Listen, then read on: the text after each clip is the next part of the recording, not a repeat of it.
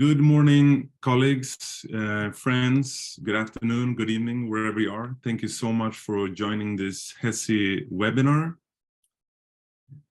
My name is Ola Göransson. I am part of the UN Department of Economic and Social Affairs, and I'm also the chair of the Higher Education Sustainability Initiative. I'm co-chairing this initiative together with Sulitest. And today we have a webinar on, we are supporting 4 HESI Action Groups, as we call them. And this is the first of 4 webinars that we're hoping to, that we are planning. You can see the dates on the screen, and this is the first one. And the idea is to have this leading up to this year's high-level political forum on sustainable development, which is happening in July this year. HEPF, as in short, is the main platform where UN system, governments and stakeholders are reviewing the 2030 agenda and the sustainable development goals.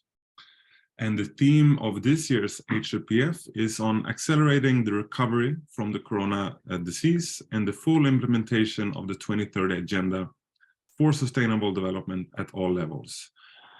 And the purpose of today's webinars and the other webinars that are coming up is really to understand, to hear about the great work that is happening of these working groups, action groups, their achievements, their progress, how these action groups are contributing to sustainable development in general, and also maybe specifically contributing to the theme of HEPF. And also how the community at large can engage with these working groups. As per practice, HESI as an initiative will organize its global forum in the margins of HEPF, which is tentatively scheduled for 17 July. This might change, but this is the date that we have now.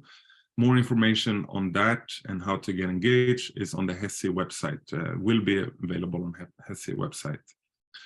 So this is really my role here today, is just to welcome you all and then hand it over to my dear colleagues and friends, Kathleen and Duncan, to run the show today. And I am very much looking forward to hear about the work of this action group. So with that, thank you so much for joining, and over to you, Kathleen and Duncan. Thank you.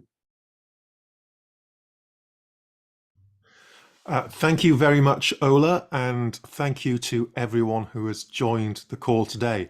My name is Duncan Ross. I am the Chief Data Officer for Times Higher Education. I'm delighted also to be joined by Kathleen. If you'd like to introduce yourself, Kathleen. Hi, everyone. My name is Kathleen. My pronouns are she and her, and I am co-chairing this group with Duncan.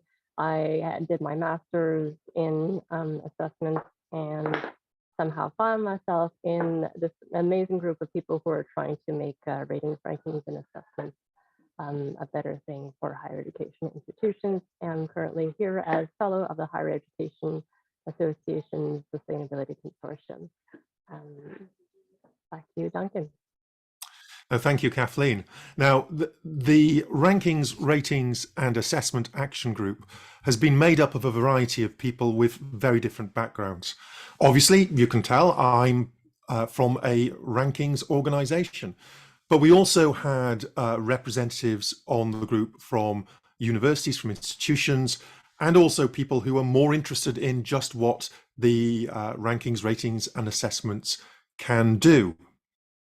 But the goal throughout this was to enable us to understand this space and to understand how we could maximize its benefits towards the sustainable development agenda.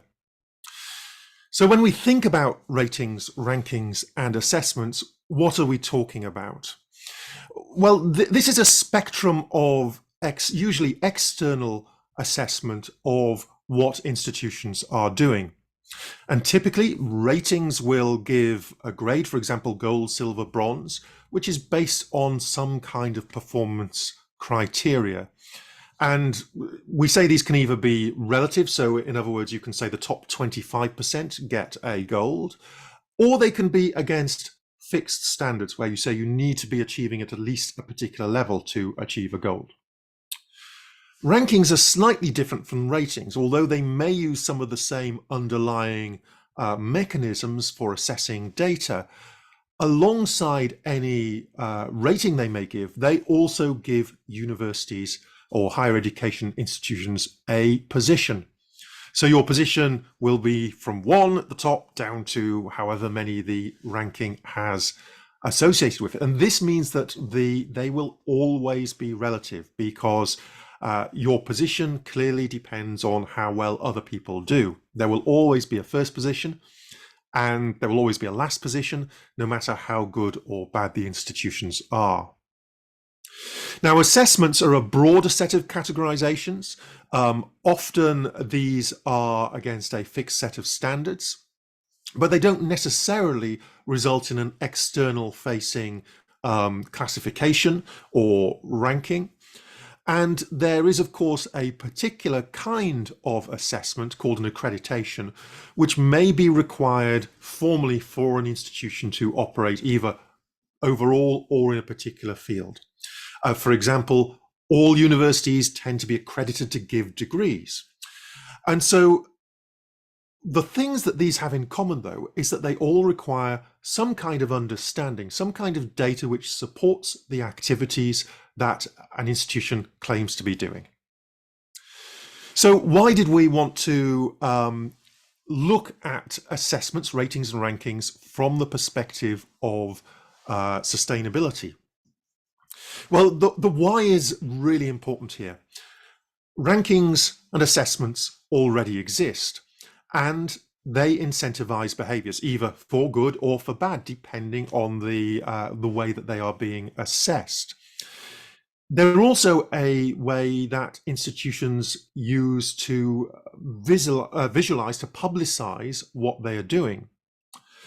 And our hope is that the Sustainable Development Goals could potentially give us an opportunity for finding better ways, or at the very least different ways, of measuring university performance.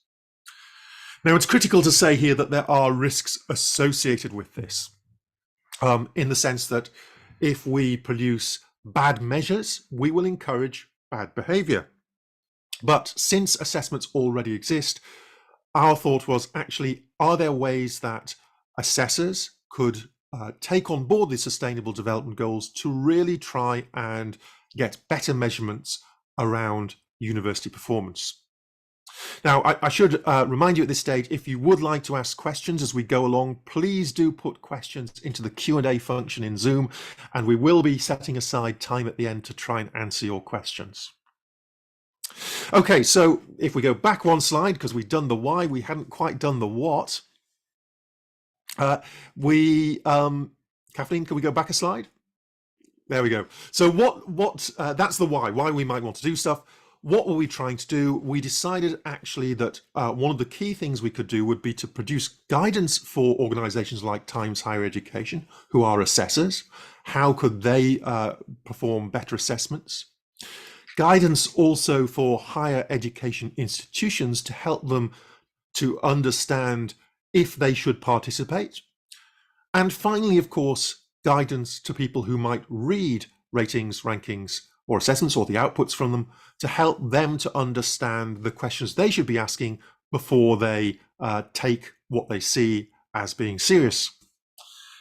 And the key thing here is that we hope that we can really build a positive feedback loop, where by encouraging assessors to measure SDG progress appropriately and building SDGs into the rankings, we then encourage universities to do more. And as part of that, we hope that assessors will sign up to a key set of principles around this. And if we can move to the next slide, thank you. Now, why do we think this is critically important? And this is something that I keep coming back to, this idea that higher education is a critical player when it comes to implementing the Sustainable Development Goals, particularly as we are in this post-COVID world.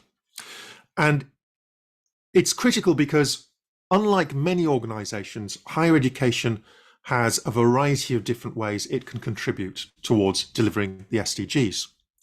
Obviously, the research that HEIs do can be critical. Research into battery technology, for example, is a vital part of the work towards reducing carbon emissions. But we have other roles as well. Teaching. How do we ensure, as JC from Sully Test would put it if he was here, how do we ensure that everyone who goes to university understands what it means to be a sustainable citizen for the future?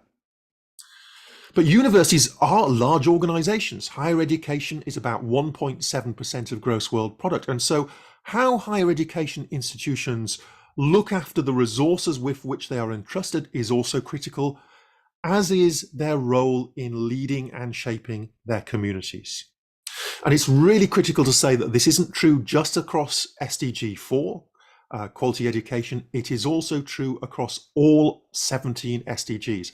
Higher education isn't just about SDG 4, it is about all of sustainability. So over to you, Kathleen.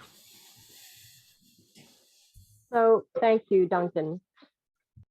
Duncan had mentioned earlier that something off my video. Is this working? Okay. It is. Thank you. So as Duncan mentioned, we recognized a few years ago that the rankings, ratings, and assessments had started to proliferate, that they weren't necessarily asking for questions that were necessarily encouraging, incentivizing higher education institutions to meet sustainability, sustainable development goals. And this group that we had formed was really multi-stakeholder, higher education institutions, higher education networks, UN agencies, and NGOs, Sully Test. All of us just got together, practitioners, experts, and organizers.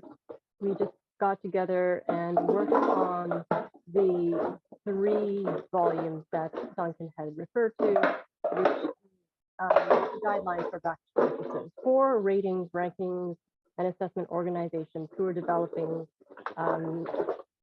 tools and frameworks to try and assess higher education's contributions to sustainability, to sustainable development goals. To institutions who are being solicited, who have all these different ratings, rankings, and assessments out there. Which one do you decide to participate in? Because it takes you lots and lots of time to put together the information that these people are asking for, you know, and really thinking through which ones you want to invest your time and energy into participating in. And for everyone else who actually read the news and they're like, oh, you know, this university is rated, blah, blah, ranked, blah, blah. But what does that actually mean? So we set up a working group to develop, again, best practice guidelines for how to inform people how to better read, understand, interpret these various tools that are out there. So here, if you go to the website here, the QR code here, you will see the 3 volumes are listed on the website. We launched them during the high level political forum earlier, and right now, I just wanted to speak a little bit about volume 1 for the creators of the assessment. We had launched the guidelines all at once. We wanted to make sure that none of them really sat on the shelf. We started with inviting the major international rating, ranking, and assessment organizations to commit to implementing the guidelines, you know, really, really focusing on the ones who had the biggest regional impact, although we also have smaller, more niche organizations who also have aligned, which is really, really great. The goal was just to have everyone having a more consistent set of guidelines in place by 2025. And at the same time, this group would be forming an international community of practice around best practices in ratings, rankings, and assessment for higher education and sustainability. So our initial group included the Association for the Advancement of Sustainability in Higher Education based in North America. Canada's Corporate Knights, who you might have heard of, Financial Times, the Round University Ranking, Times Higher Education, and UBI Global. And we had other organizations, including Elsevier, QS, the Positive Impact Ranking, and Cobble join us, which is really, really great. And this roundtable is being seen to be a safe space for open and transparent collaboration amongst a bunch of peers. So there's the action group, and then there's the roundtable. And we've been meeting since October 2021. And Duncan, you could talk a little bit about the actions that we have been going through, and we'll take it from there. No, thank you very much for that, Kathleen. So as well as publishing the actual documents, we wanted to make sure that there was an ongoing work stream, that actually we didn't just assume that by writing some documents, we have solved the problems. And so the work that we're doing continues.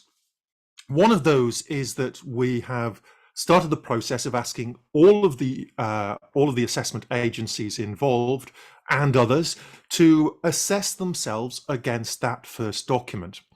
And a number of us have done that. It was, personally, I found it a really useful exercise to go through, to look at what I was trying to achieve in our impact rankings and compare it to the expectations in the document. And that self-assessment approach is currently being reviewed by other members of HESI who are obviously not the actual authors themselves. It's also really important that we encourage a knowledge exchange, that actually we understand what's working, what isn't working, and of course that the data that underpins these assessments and the insights that are gained from it are made public. There's some really interesting and useful information that we can establish about the work that universities are doing.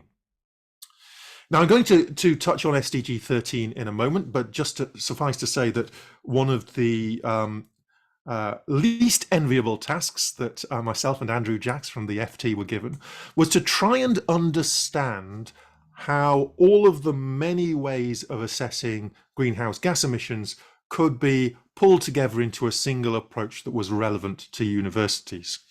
And I'm going to come back to that in a second. But what else are we working on? Well, it's critical that we reach out beyond the assessors that we're talking to at the moment. Most of the organizations we're talking to are the organizations that are doing things at an international level. But we are aware that there are many organizations who assess higher education institutions within a single country or across a small number of countries. And we want to reach out to those organizations as well. There is a question in our minds: should we actually have a situation where HESI chooses to give accreditation to assessment organizations? That's something that might be quite challenging to do, but it is something we're looking at.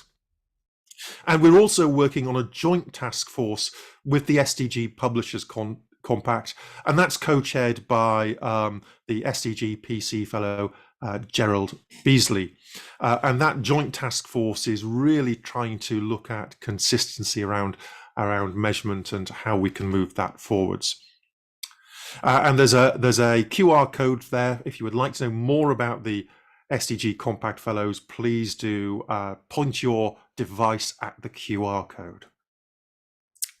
So I said I would talk a little bit about SDG 13. Fortunately, Andrew Jackson and myself were saved from having to do a huge amount of very heavy lifting on this particular thing because of the fantastic work done by the UK's Platinum Jubilee Challenge, led by the Alliance for Sustainability Leadership in Education, but with over 40 collaborating institutions.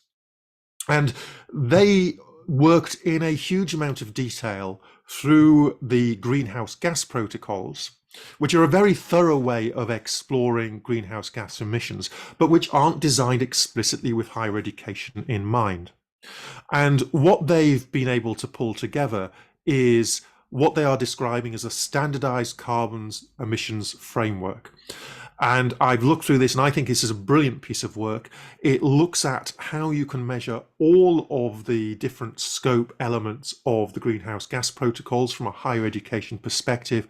But it also doesn't assume that all institutions will be able to do the most detailed measurements straight away, and that actually it gives a series of steps for progress through from basic measurement through to much more complete measurement. As I said, I think this is a fantastic step forward. I wholeheartedly recommend that if you're at all interested in this, or your institution is, that you take a look at the recommendations of this report, and the QR code is there for you. And of course, we'll be making the recording available later.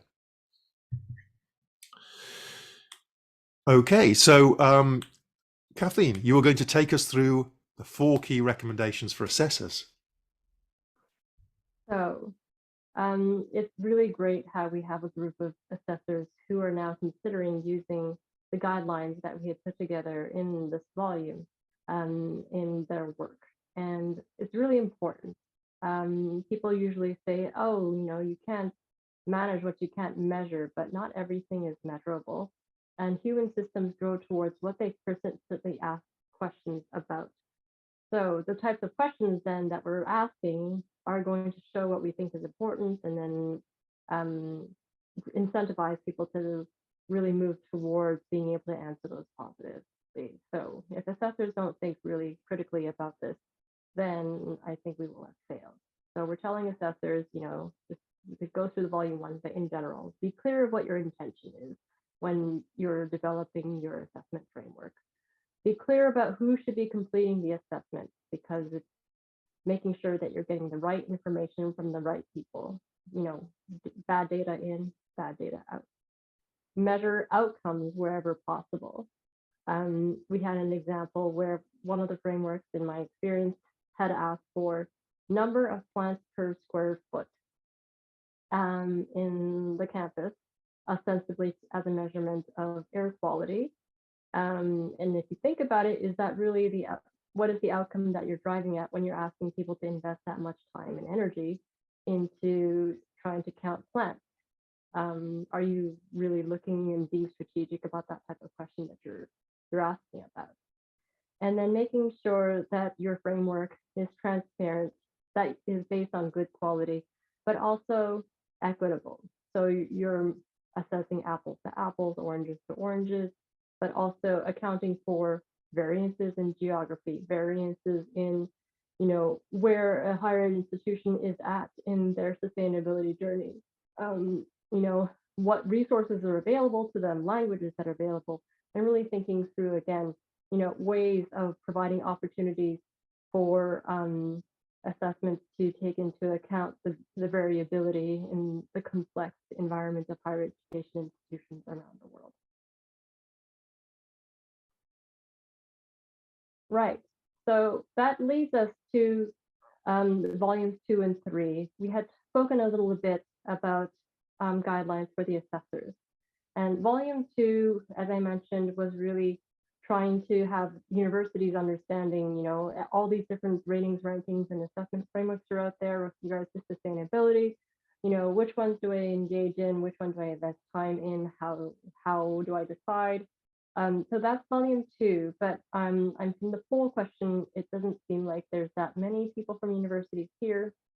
So we're really going to focus on the volume 3, which is the general public. So again, the website shows you where we are at, and we're looking at volume 3 for readers of assessment. Understanding the ratings, rankings, and assessments landscape. Yes, it may seem very, very complex, and all of the different approaches and frameworks out there have limitations, and it's useful to be aware of them when you're using them. So the most important starting point is to understand what you're hoping to interpret from the evaluation. So I think there should be a poll question, just surveying our participants what exactly they are hoping to interpret from a rating and ranking assessment framework. Thanks for putting up the poll. And understanding what you're hoping to interpret from the evaluation is step one, really. Like, why are you looking at this? Is it because you're looking to attend an organization, or are you looking to see what your own performance is to benchmark against other institutions? Are you looking for a rationale for your leadership to push you towards more, operational sustainability, to do more research and teaching around sustainability and the SDGs, et cetera, et cetera. So we'll give maybe 30 more seconds for the poll.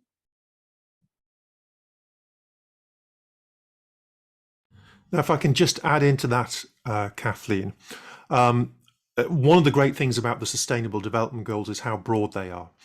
And so one of the things that is important when you're thinking about how you want to interpret or what you're trying to understand is the breadth of the assessment. Is this something that focuses on particular sustainable development goals or across all 17?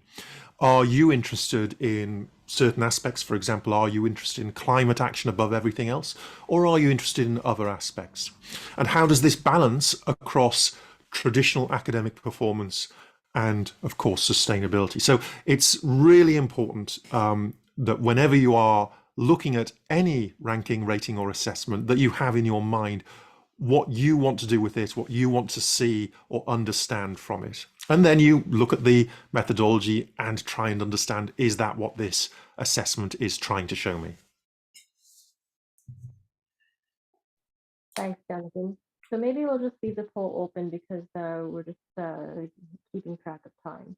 Do you want to run us through some of the guidance when using rating, rankings, and assessment frameworks? Absolutely. So this is again a core aspect of that that self-understanding of what you're trying to do.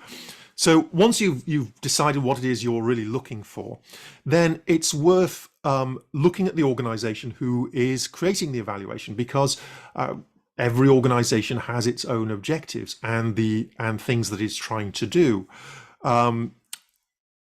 We all have biases, intentional or unintentional. And so that's really important to bear in mind. And one other thing to bear in mind is that inevitably any framework for assessment that is based within a single country or a single context is able to have more detailed measures than a framework which is designed to work across the world or across a region, simply because where there is more consistency in context, you can ask more detailed questions and you may have access to more specific data. Now, of course, it doesn't guarantee that national assessment will be more detailed, but at least there is the potential for it. So in the next slides, what we're going to do is we're going to run through 6 broad areas that we think are worth people considering. Firstly, competition versus collaboration. Secondly, the scope. Thirdly, whether the ranking is a general ranking or is specifically around the Sustainable Development Goals. A really interesting challenge around the difference between measuring outcomes and outputs, looking at transparency, and then finally looking at consistency in performance and messaging. And I'm going to start with this thorny question of competition versus collaboration. After all, SDG 17, Partnership for the Goals, focuses on the need for institutions to collaborate in order to maximize sustainability. And inevitably, evaluations are always competitive to some extent. Even where you have gold, silver, and bronze, that doesn't mean that it's not competitive. It just means the competition is slightly different. After all, the Olympics have gold, silver, and bronze, but no one would accuse those of being non-competitive. And it's also worth bearing in mind that sometimes you will have competitive systems, and one of the things in that competition is how much do you cooperate. So you can have a blending there. But of course, the fundamental challenge for all assessments is that at the end of the day, they are bringing everything that an organization does down to a single measure or a small set of measures. And the reality is that universities and higher education institutions are large and complex organizations. Within a university, you may have some parts which are highly sustainable, and you may have other parts, other departments, which frankly are not. So there's often a challenge here in terms of both competition, but also in terms of understanding what is meant by the institution we're looking at and how it is performing. So that's our first challenge, competition versus collaboration. The next one, though, is over to Kathleen.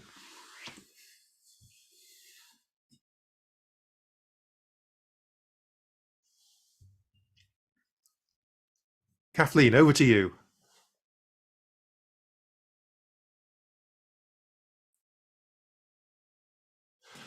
Well, Kathleen seems to be having some challenges with the audio and with the slides. So if we can go back to 2, full versus detailed scope. So again, an interesting question here is the assessment actually trying to assess everything that a university does, or are the metrics, the measurements that it's choosing so narrow that they actually can conceal a number of issues that are important to you?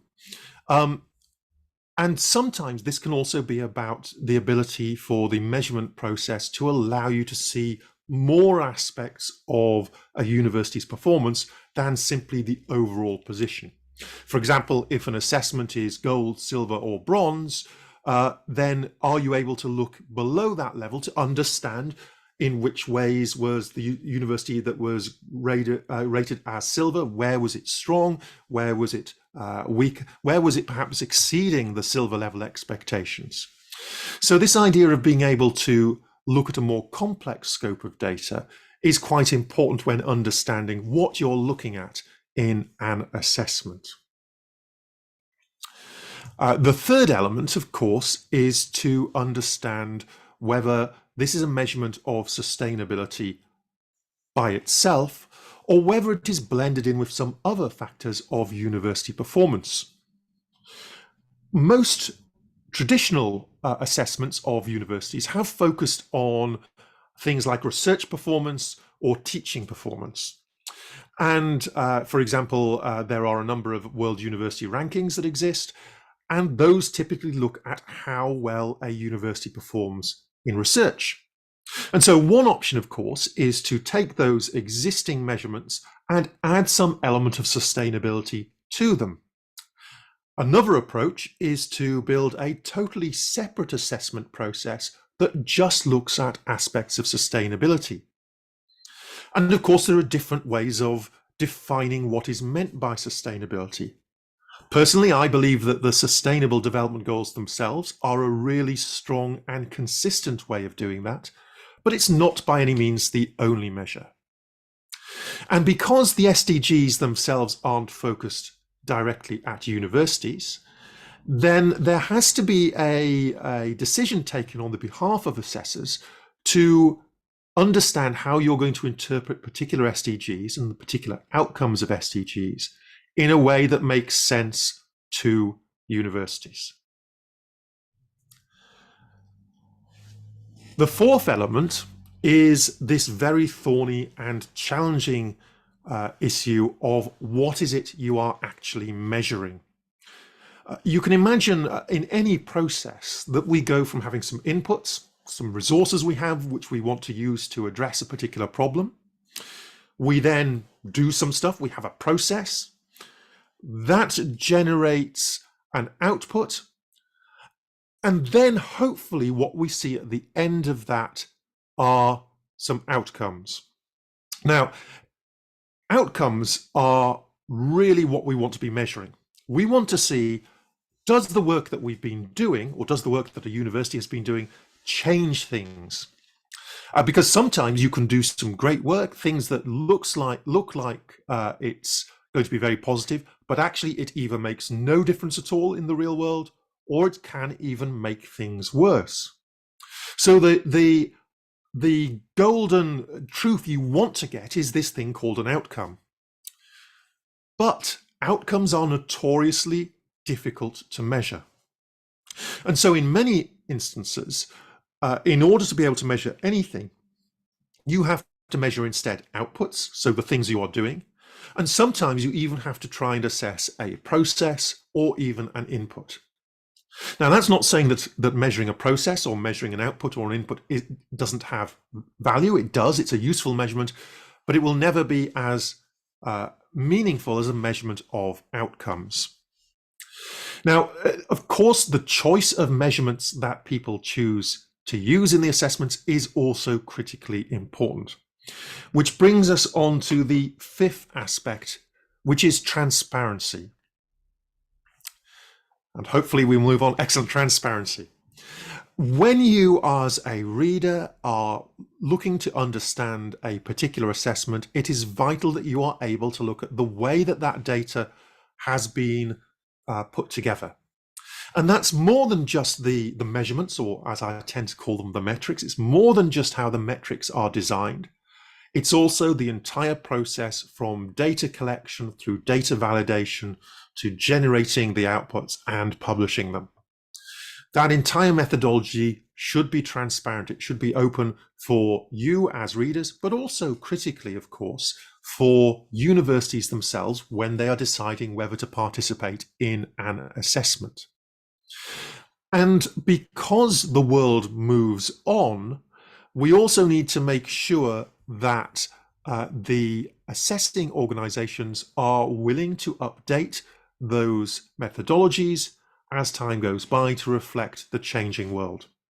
Now, hopefully, for example, with the Sustainable Development Goals, as time goes by, more of the targets will be achieved. And as those targets are achieved, then we need to change the questions that we're asking, because there is no point in asking about things when we've achieved them. The way that organizations are transparent should critically also give space at the table for a diverse set of views. It's critically important that we ensure that voices from parts of the world which are going to be most affected by climate change are included in these decisioning processes. And then our final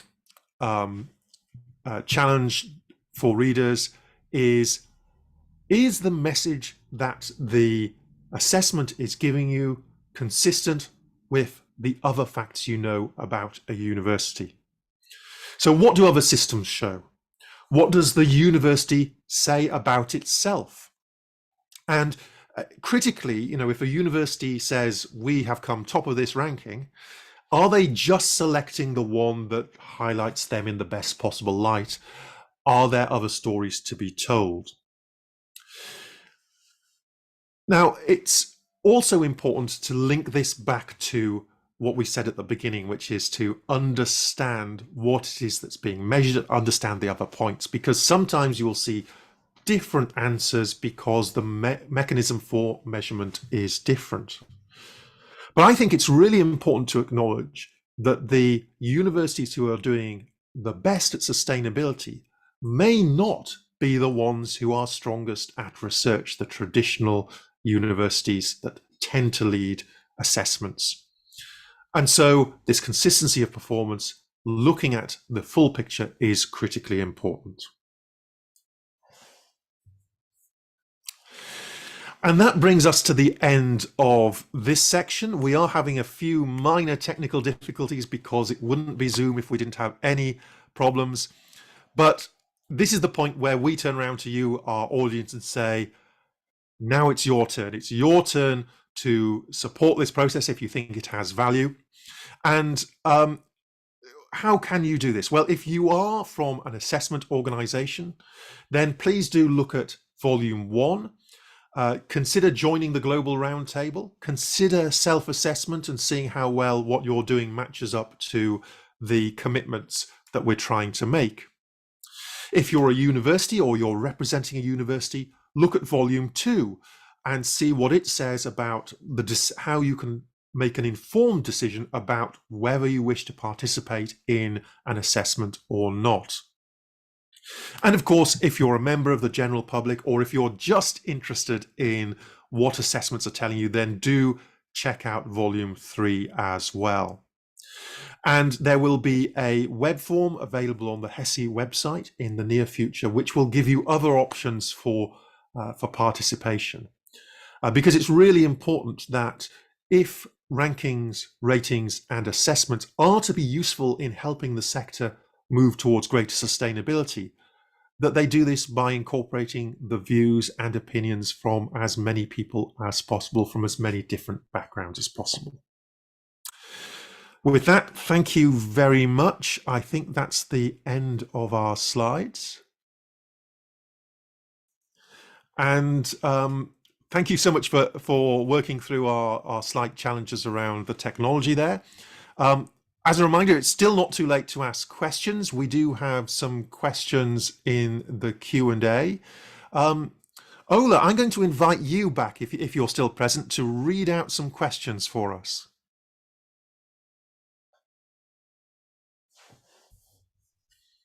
I think Ola had to go, so I will take over.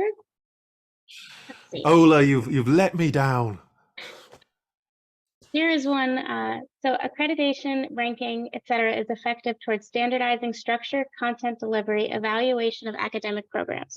However, standardization may serve to restrict, limit academic organization, program-specific content, geographical context, and socially cultural relevant competence. How can the prescriptive nature criteria of accreditation ratings allow for academic freedom at an institutional and geographic level? So it is a really interesting question. I think that a lot of this comes down to the way you ask questions. And I think there has to be a recognition that the way that an institution in Canada might approach a particular sustainable development goal and the way that an institution in Ghana might approach it could be very, very different, and yet could both be effective and relevant. And the joy of the SDGs is that they tend to have targets, or the targets of the SDGs tend to be quite broad in nature. They don't explicitly say, this is how you should do something. They're talking about the objectives, the outcomes. And so some of the things that typically organizations need to think about is, how can you measure things in a way which isn't too prescriptive, that doesn't say this is the only route to excellence. And sometimes if you're looking at research, for example, then we can look at the research associated with sustainable development goals without actually having to specify that only this research is good research. So we can use other metrics that sit on top of those bibliometrics. When we look at how universities are, for example, for SDG 1, if we look at how universities are ensuring that they are open to all, regardless of their economic background, we can say, well, how many students do you get from the lowest 10% economically in your country, without specifying the right way of attracting those students, and the universities can decide that. So I think there are ways around it, but I would absolutely agree that it's critical that when you're doing the assessments, and those, by the way, could be a self-assessment, but when you're doing those assessments, you do that in a way that is as open as possible to different routes to the same outcomes.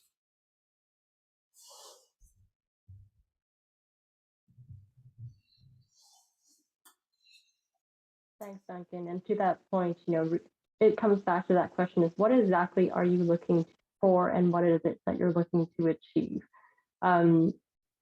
We hear a lot about higher education institutions that are participating in ratings, rankings, and assessment frameworks as a way of, as the kids call it today, gaining clout for a PR exercise. And that's, I don't think, not at all what we should be trying to do. We should, for example, my institution at McGill, our sustainability strategy has stated the vision that we would try to be the best for the world by being our best for the world, and really thinking hard about what that means. Looking at one facet of sustainability, just looking at our operations while you're doing some possibly really terrible things outside of there, looking at what we're doing and how we're doing it, and what exactly are we contributing to make the world a better place towards the future that we want. And that's why the outcomes piece is so important to us. And that's why we have this working group that's struggling with, outcomes versus impact. We in management use something called complex adaptive systems, because in complexity theory, you have, simple, where there are, as our participant question said, very prescriptive, you do A, B, C, you're going to get a certain result, and that's a recipe. You have complicated systems like astrophysics. You have a set of rules, and if you do X, A, B, C, X, Y, Z account for, 1, 2, 3, you can have a predictable result.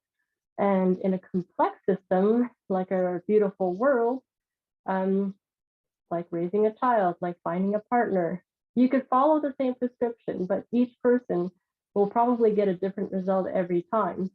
And in complexity, you really try and look at appreciative inquiry instead of the deficit theory of an approach. Deficit theory is, what is a problem and how can I solve it? What that results in is the absence of the problem that you're trying to solve, but it doesn't necessarily result in the outcome that you're trying to achieve. So I'll give you an example. In my institution, we were having energy competitions to try and get our students to reduce their energy consumption in their residences. And the prize was a pizza party and clout. The goal of this was reducing energy consumption. What happened was that you had students going to the other residences, turning on all their machines, leaving the refrigerators open, leaving all their lights on, and going around turning other people's lights on and plugging everything in so that it would artificially inflate the results of the other residents, which is completely not conducive to achieving the outcome that we had wanted. So really thinking strategically, what is it that you're trying to do? And then the min specs, like what is the absolute minimum rules, not trying to be really prescriptive of all the standards that we want, but really being broad. What is the absolute boiled down to the very, very guts of the thing? What are the things that you need to demonstrate that you have achieved that outcome? So it's for each institution to decide. And also, with regards to the volume 2, the volume 2 really tries to run people through how to look at the different types of ratings, rankings, and assessments that are out there. And, having been armed with an understanding of what exactly you are trying to get out of it, you can look critically and ask those questions of the organizations who are asking for a answer to, oh yeah, we're doing this sustainability assessment of your organization, and here's a giant list of 200 questions, fill them out. You can say no.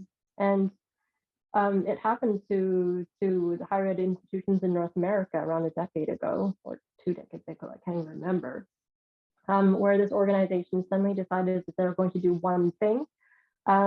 They decided that this was a list of questions that they thought of, and they were asking everyone for this information. They weren't aligned with anyone else with asking those questions. So, if you're asking about carbon footprint, it was asking for a bunch of non-standard questions, random questions, where you provided them with information. It went to a black box, and they gave you a result that you didn't understand what their methodology is, where they got their data from. And some of the data and the reports that we're giving were random internet bloggers who were just talking about a thing, whereas that actually was not fact checked.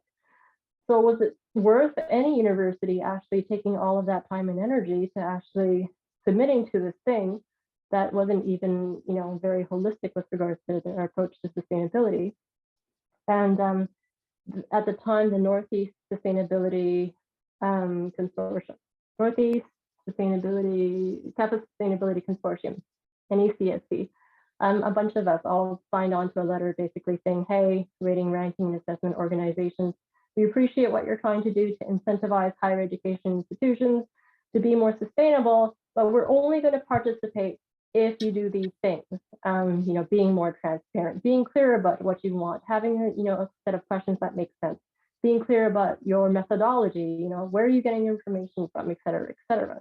And those are the questions that can form your line of thinking. Why do you want to do you want to associate with this one? Is it worth your time? Is it worth your money? And is it worth it to what you're trying to achieve in the world? I hope that answers your question.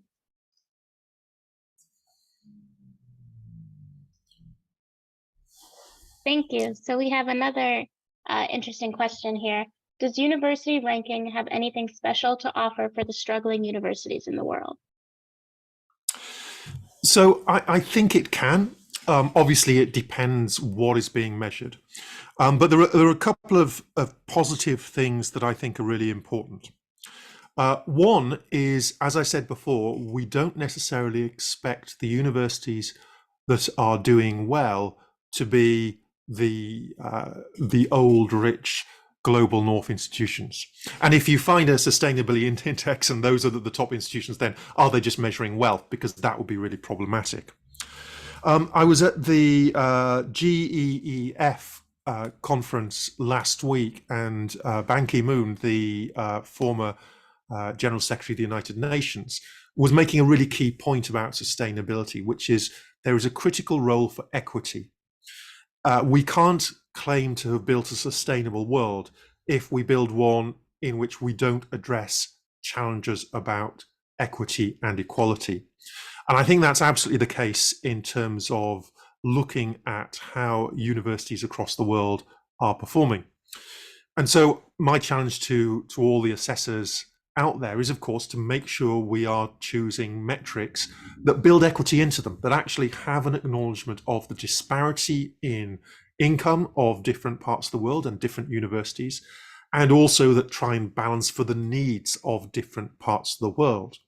And one of the things we do see is that universities are very good at shaping the work they do to the SDGs that are most relevant to them in their context. And we see that difference across the world. So I hope that there is something that can be offered by an appropriate set of assessments to universities across the world. And I'd also say that one of the things that assessing your performance against the Sustainable Development Goals can do is it can highlight the ways that you are working for some of the most pressing issues in your communities. And that's something that all universities need to be able to do.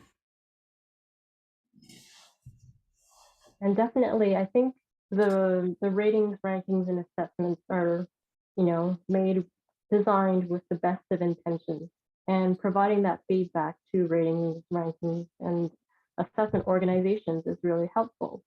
And for example, one of our roundtable members, the Association for the Advancement of Sustainability in Higher Education, is really great because the development of their framework, which is called STARS, the Sustainability Tracking, Assessment, and Rating System, has been developed for and from the community. It was developed by a bunch of higher education organizations, practitioners, experts, researchers, really getting together and going through iteratively. These are the types of things that we're looking for. How do we normalize for different contexts? How do we integrate sustainability, equity, the breadth and the depth of the work that is being done and could be being done. And then having everything, up for public consultation, up for debate, having public working groups, having comment periods, having people try things out and make sure that this actually makes sense. And it's not perfect, and it's not static. So it keeps pushing people to be better. So for example, if there's a credit where everyone is always doing really, really well, does that mean that that has become a standard? Can we still do better? And they have a strategy of making it progressively harder for people to perform well in order to incentivize people to do more. But it's a rating system for you to assess your own performance against yourself.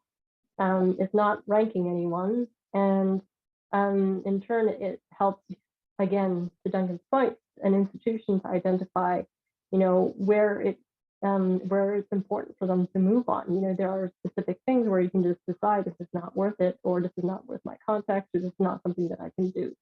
In the GRI, for example, they call it a materiality assessment. What is material to the organization? So some organizations, as Duncan mentioned, go through that self-evaluation going to the community. What is it that's important to you? What is it important to our stakeholders? And doing that materiality assessment, making sure that, again, the community has an understanding of what we need to be doing, how can we be doing it, and then what should be tracking. And you can look at the different ratings, rankings, and assessment workers and cherry pick, but participating in one where you're doing badly at is also a good thing, because you can see how there are opportunities, how you can do better, work with the other institutions that are doing better. And that's another thing that STARS does. They go through all of the people who have submitted. It takes like 1 or 2 years to actually complete one of these assessments. But once you do, you can see how you're performing compared to others, but also, look at your peers and see how they're doing and talk to them and see how you can do better. And you form this huge community of practice. So you're not alone. And you're getting provided with resources to show you how you're not alone. And now there's this new thing, for example, the UNEP and Oxford launched the Nature Positive Universities thing last December. So biodiversity is becoming increasingly important. Some ratings, rankings, assessment firms include biodiversity. Some may decide it's not important to them, or it's not part of what they're looking at. But if it's important to you, then what's to stop you from participating and engaging and pushing the ratings, rankings, and assessment organizations frameworks that are important to you, integrate biodiversity into their work, and they're forming a community of practice and sharing tools and best practices, what worked, what didn't work. Again, pushing yourself to do better in a way that makes sense to you. So yeah, just to come back on that, I think Kathleen raised a really interesting point there, which is you don't have to be in a rating, ranking, or assessment to get value out of them. If you're an institution, one of the things you can do is you can look at who's performing well and simply ask them what they're doing. Find out what best practice is. Also look to some of the analysis that comes off the back of assessments as well, and see. So for example, we produce white papers, others do similar things.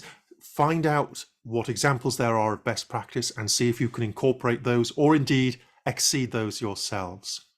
But we're almost out of time now. We do have 2 more questions, but since they seem to be from the same person, let's see if we can roll them into one, and let's try and answer it quickly and see how we get on.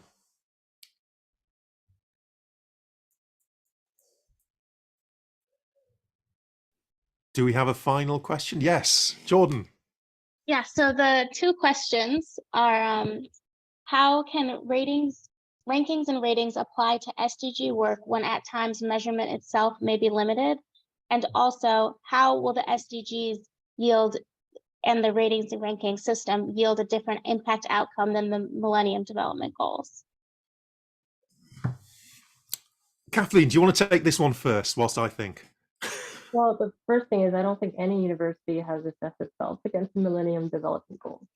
I think the whole ratings, rankings, and assessments really started burgeoning in, I would say, the late 2000s as we moved towards the launch of the SDGs. And it's unfortunately a thing. We've had so many international accords with regards to sustainability in education, from the Halifax and the Talloires declarations in the late 90s. We had Rio, we had Rio plus 20, we had the MDGs, we had the SDGs, we have like a UN decade on education for sustainable development. Now we have the UNESCO decade. So I think the SDGs, I think, have really galvanized the world, since pretty much every single country has signed on to it. One of the things that we're interested in pursuing is talking through our UN partners, and with our associations, with our networks, how can we better integrate higher education sustainability contributions to the SDGs in ACE, Action for Climate Empowerment? How can we integrate it into the NDCs, nationally developed contributions, at a country level?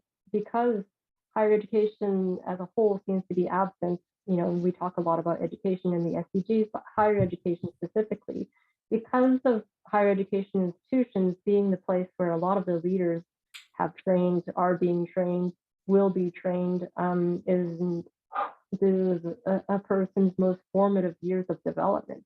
And it's a really, really critical opportunity for higher education to really work together towards developing, teaching, researching ways how we can transition to a more sustainable world. And, you know, rankings, ratings, and assessments are one way of incentivizing universities, higher education, and society as a whole to move in that direction. So how is it different? I don't think we did anything on the MDGs at the time. And I think now with the opportunities of, you know, the depth and breadth and scope of the SDGs is really trying to take that to the next level. And Duncan? Yes, I'd agree. I think that one of the key differences here is the world has moved on. We're all so much more aware of the challenges of climate change than we were even 5 or 10 years ago. Particularly the shock to the system of COVID-19 has been part of that, certainly. So, even if things aren't perfect, even if we don't actually get where we want to do, it's clearly better to try than not to try. So that's a really important thing to bear in mind.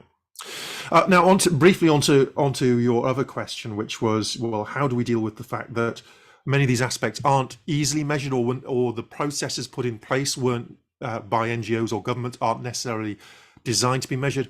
Firstly, as someone who used to be involved in government to a degree, that's not really often the case these days. Nowadays, when NGOs set up processes or governments set up processes, they usually expect some form of measurement. Now, they may not do a particularly good job of that, but there is an expectation that there will be some kind of assessment and some kind of justification for that expenditure.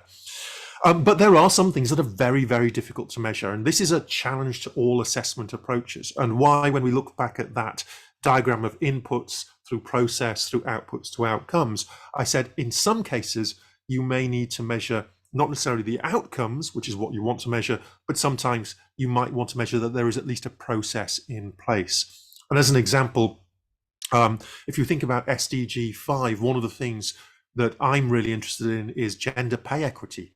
Now, it's often very difficult to find data on actual gender pay equity, but what you can ask at the very least is, do you at least have a policy that says you will pay women the same as men? Because if you don't have that policy, I can pretty much guarantee there's no hope that you will be paying them the same amount as men. Just having the policy, does that guarantee it? No, but it's a step in that process. So sometimes that can be better than not measuring at all. But with that, I think we've reached the end of the webinar. Thank you all so very much for participating. Ola, have you returned with a few wise words for us? I'm staring blankly at Ola's name. No, nothing more from Ola. Well, on behalf of Ola, the United Nations Higher Education Sustainability Initiative, Kathleen and myself, thank you all so very much for attending. Special thanks for Jordan for keeping us on track and on time and saving it when everything went haywire. Don't forget, there are 2 more webinars that we are holding. On the 1st of March, looking at education for green jobs, a critical thing. And then on the 22nd of March, looking at the SDG Publishers Compact. If you would like more information or to access the 3 documents that the fantastic rankings, ratings, and assessments groups have put together, please do go and visit the sdgsun.org/HESI page, and that will tell you much more about it. Thank you very much. Thank you so much, everyone. Enjoy the rest of your day.